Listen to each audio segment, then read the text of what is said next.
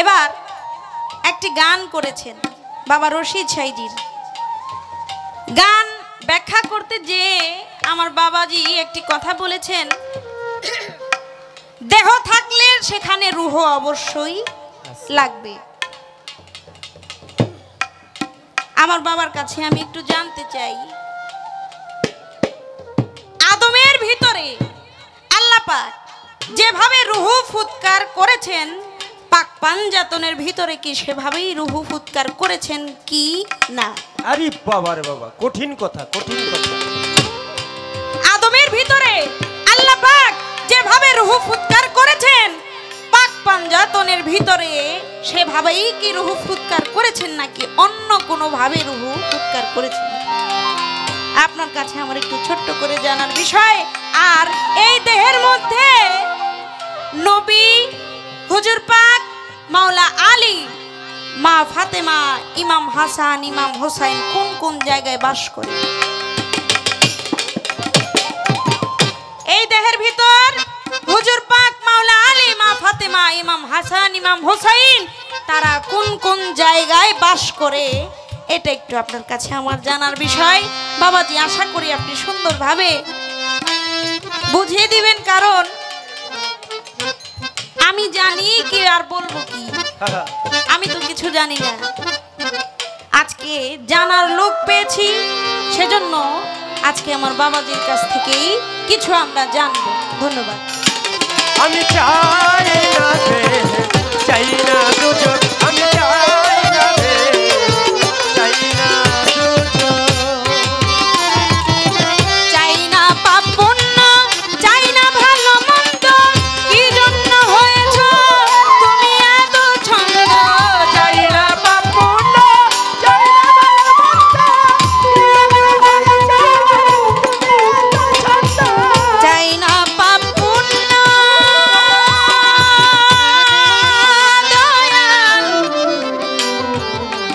চাই না ভালো মন্দ, কি জন্য হয়েছ তুমি এত ছন্দ? ঘুচায়ে দাও ছন্দ, হৃদয়ে আনন্দ, গুছায়ে দাও ছন্দ, হৃদয়ে আনন্দ, ঘুচায়ে দাও ছন্দ, হৃদয়ে আনন্দ, দয়াল দিয়ে প্রেমানন্দ ভরে, দয়াল দিয়ে প্রেমানন্দ ভরে। ও দয়াল দিয়ে প্রেমানন্দ ভরে, আমি চাই না দেশ, চাই না দুজন, আমি চাই না রে, চাই না দুজন, আমি চাই না রে, চাই না দুজন। তুমি কে আমি কে দয়াল, আমি কে তুমি কে, তুমি কে আমি কে, আমি কে তুমি কে, দয়াল ক্ষমা করে দাও একেবারে, দয়াল ক্ষমা করে দাও একেবারে, আমি চাই না দেশ, চাই না দুজক, আমি চাই না দেশ, চাই না দুজক, আমি চাই শুধু তোমারে, আমি চাই শুধু তোমারে, আমি চাই না দেশ, চাই না দুজক, আমি চাই না দেশ, চাই না দুজক, আমি চাই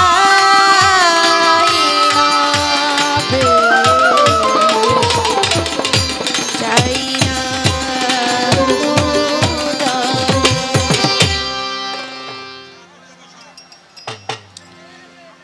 যা প্রশ্ন ছিল অনেক চমৎকার জবাব দিছে, একটা সুযোগ পাইছে ভালোই। আমার উস্তাদ গান লিখে থুয়ে গেছে, ওই গানের দুটো কথা কইলে জবাব হয়ে যায়।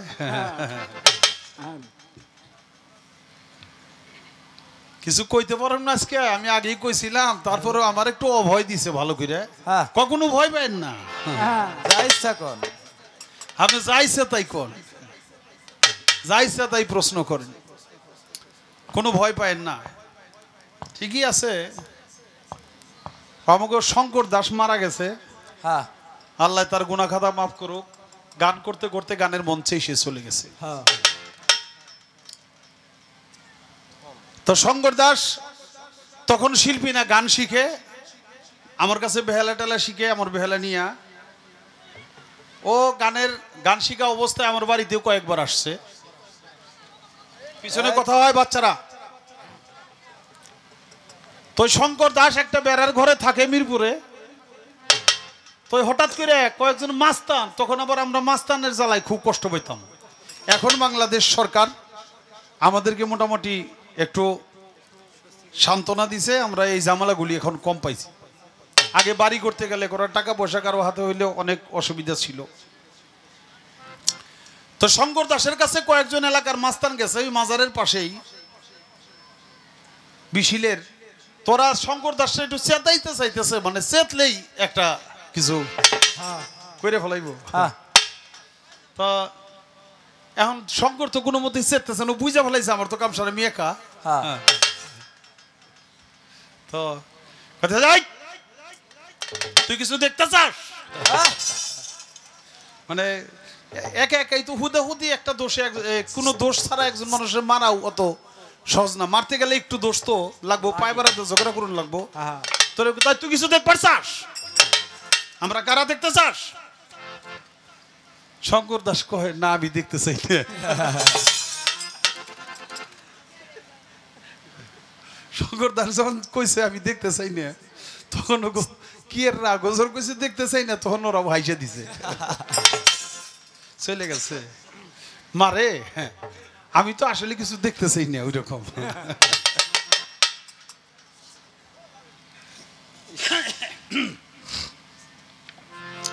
তা আমি প্রশ্ন করছিলাম জান্নাতে যাওয়া নিয়া। জান্নাত আবার বৈদেশি, এটা দেশি হইলে ভালো হইতো। যে আমরা তো ইবাদত বন্দেগী করি জান্নাতে যাওয়ার জন্য। তো তুমিও তো জান্নাত বৈদেশি, তোমার এই জান্নাতে যদি আমরা যেবার চাই তাহলে আমাকে কি রকমের কি কি ইবাদত বন্দেগী করুন লাগবে? কয় আপনি নিজেই তো কয়ে গেলেন জান্নাতে যাওয়ার কথা। সৃষ্টি আল্লাহর, আল্লাহ হইল স্রষ্টা, সব হইল সৃষ্টির। সৃষ্টির সেবা যে করে সে জান্নাতে প্রবেশ করে। আর ওই জান্নাত আর এই জান্নাত তো এক জান্নাত না। আমার প্রশ্নের একটু মারপ্যাচ ছিল, যা হোক আমি আর কি বলবো। গানটা হয়ে গেল। আমার বাজান লিখেছে মসজিদ ঘরে আল্লাহ থাকে না, থাকে না। কিন্তু গানের দ্বিতীয় গানের এই মোরাটার পরেই, স্থায়ীটার পরেই যেটা অস্থায়ী, আমাদের গানের কিছু ভাগ আছে, একটা স্থায়ী আর একটা অস্থায়ী আর একটা অন্তরা আর একটার নাম সঞ্চারী। আমরা সঞ্চারীটা বেশিরভাগ ব্যবহার করি না, আধুনিক গানে নজরুল গীতিতে ব্যবহার করা হয়। তা আমাদের তিনটা গানের থাকে, লেখনির মধ্যে পয়েন্ট থাকে, একটা স্থায়ী আর একটা অন্তর, আর একটা হলো অস্থায়ী আর একটা হলো অন্তরা। এই অস্থায়ীর মধ্যে আমার বাজান লিখেছে কুলবিল মুমিনিন আরশালিল্লাহ, আরশে আল্লাহ, এই তো আল্লাহর ঠিকানা। ঠিকানা। মসজিদ ঘরে আল্লাহ থাকে না। এখানে বিষয়টা বুঝতে হবে, মসজিদ ঘরে যে আল্লাহ থাকে না এটা হইলো যেটা নাকি আমরা টিন দিয়া, আমরা ইট পাথর দিয়া তৈরি করি মসজিদ ইবাদত করতে যাই, এই ঘরের কথা বলছে। মসজিদ ঘরে আল্লাহ থাকে না। আল্লাহ থাকে কোথায়? কুলবিল মুমিনিন আরশালিল্লাহে তাআলা। কুলবিল মুমিনিন আরশাল্লাহ, এই তো আল্লাহর ঠিকানা। মানে আল্লাহ যে মানুষের ভিতরে থাকে, ইট পাথরের ঘরে থাকে না, এই কথাটা বলছে। তাইলে থাকার জায়গা একটা আছে। তার গানের মধ্যে বলছে ছন্দে সে পাগড়ি বান্দা মার্কা মারা রাস্তায় রাস্তায় ঘুরতেছে, নিজের স্বার্থ গোপনে রেখে মসজিদের চাঁদা তুলতেছে। নিজে খাইয়া 14 আনা, মসজিদে দেয় মাত্র 2 আনা। মসজিদ করে আল্লাহ থাকে না, আল্লাহ থাকে না। আল্লাহর কোনো ঘর বাড়ি নাই। কোরআনেতে বলছে সাই তোমরা খোদার ঘরে জামায়াত হও, এটাকে মিথ্যে কেন শুনতে পাই? মানে আল্লাহর তো কোনো ঘর বাড়ি নাই, সেখানে তোমরা আল্লাহর ঘরে জামায়াত হইতে যাও, মানে যে মসজিদের কথা বলছে, তাহলে মিথ্যা কথা বলো কেন? তাই বলছে খোদার কোনো ঘর বাড়ি নাই। কোরআনেতে বলছে সাই তোমরা খোদার ঘরে জামায়াত হও, এটা মিথ্যা কেন শুনতে পাই? ইবাদত করিতে যায় কিরে তাল বাহানা। মসজিদ ঘরে আল্লাহ থাকে না, থাকে না। তার ওই শেষের তৃতীয় ছন্দের মধ্যে বলেছে আশেক লোকের নামাজ রোজা লোকে কবু দেখে না, যায় নামাজ আর অজুর পানি আয়াত কেরাত লাগে না, রূপ চিনিয়া সেজদা দিয়া মাফ কইরা লয় সব গুনাহ। তাই সমাজ সংস্কার না হইলে মানুষের কোনো ধর্মকর্মই থাকবে না, মসজিদ ঘরে আল্লাহ থাকে না। থাকে না। আমি একটা কথা বলি, জান্নাত বৈদেশী, তোমার পরিচয়টা কি? তোমার পরিচয় হলো তুমি যে কোনো এক ব্যক্তির স্ত্রী। সেই স্ত্রী শব্দের অর্থ হলো আশ্রিতা। তোমাকে যেভাবে সম্বোধন করা হয়, তুমি হইলা সহধর্মিনী। তুমি হইলা সহধর্মিনী। অর্থ কেন? অর্থটা কি? তোমাকে সহধর্মিনী বলা হয় কেন? তোমার স্বামী হইল ধার্মিক, আর তুমি তোমার স্বামীকে ধর্মের সহযোগিতা করবা বইলে তোমার নাম হইল সহধর্মিনী। এখন তুমি কইলে বাজানের লেখা ওই কথাটা দিয়ে যে আশেক লোকের নামাজ রোজা লোকে কবুত দেখে না, যায় নামাজ আর অজুর পানি আয়াত কেরাত লাগে না, পাইসাও সস্তা মার্কা কথা জবাব একটা দিয়ে দিলে। তোমার স্বামী যদি ধার্মিক হয় আর তুমি যদি সহধর্মিনী হও, তাহলে সেখানে যায় নামাজ লাগবো না, আর সেখানে নামাজ পড়ার নিয়ম করণে কইলে বিশ্বাস করে লাগবো আমার এরকম না। ওটার বিষয় আছে আলাদা। আমি সেই জিজ্ঞাসা করছিলাম, তারপরেও সে ওই যে বাইম মাছ আর গুতুম মাছ চিনেন না, কাদার মধ্যে থাকে, ওই এমন পিছলে হয়ে কোনো মতেই ধরা যায় না। কি ধরলেই মুড়তে ধরলেই মুড়ে ফাইরেছি রে, বাইরে যায় এমন ধরলেই মুড়তে জায়গা, মানে যেন ধরবেন কালিও যাইবই, থাকবো না। কিছু কিছু মা বোনের একটু ছাইটাই দিয়ে কোন রকম করে ধরে, ধরলে তারপরে যে কতবার যায়, অবশেষ হইলে আশ্রয় মারে। অবশ্য যখন আশ্রয় টাশ্রয় মারে, মরার পরে তো আর ওটা চলতে পারে না, তখন হইলো তারা ছাইটাই দিয়ে ধরে কোন রকম কাটে। তো আমি তো আর ওইরকম আশ্রাইতে পারতেছি না, কারণ মা বইন না আশ্রানের অভ্যাস আমার নাই। এই জন্য আর কি আজকে পাইছে কৌশল, পাইছে কায়দা, খালি পিছলে পিছলে পিছলে পিছলে যাই হোগা। যাক, আমার কোনো আপত্তি নাই। তো আমাকে প্রশ্ন করছে, আদমের ভিতরে আল্লাহ তাআলা যে রূহ ফুৎকার করেছিল, আনাফাকতু ফি মিহির রূহি, আদমের ভিতরে আল্লাহর রূহ ফুৎকার করে দিলে আদম চৈতন্য হলো।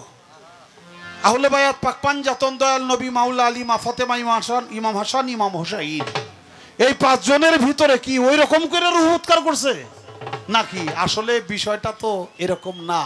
আদম হলো মাটি দিয়া, কাদা দিয়া, পানি দিয়া, আগুন পানি মাটি বাতাসের সমন্বয়ে এটা খামির করছে, এটা ছানছে, একাত্র করছে। কুমার পাড়ায় যেমন হাড়ি পাতিল করে, তেমনি করে মাটিটা ওই রকম খামির তৈরি করে তারপর আস্তে আস্তে আস্তে আস্তে তার বডি স্ট্রাকচারটা তৈরি করছে। আল্লাহ তাআলা তার হুকুম রুহু, সে রূহ ফুৎকার করছে, ওয়ানাফাকতু ফি মিহির রূহি। আদমের বেলায় একা, আর কারো বেলায় এরকম না। আর আহলে বায়াত পাক পাঞ্জাতন তারা নিজেই তো সেই রূহ মুবারক।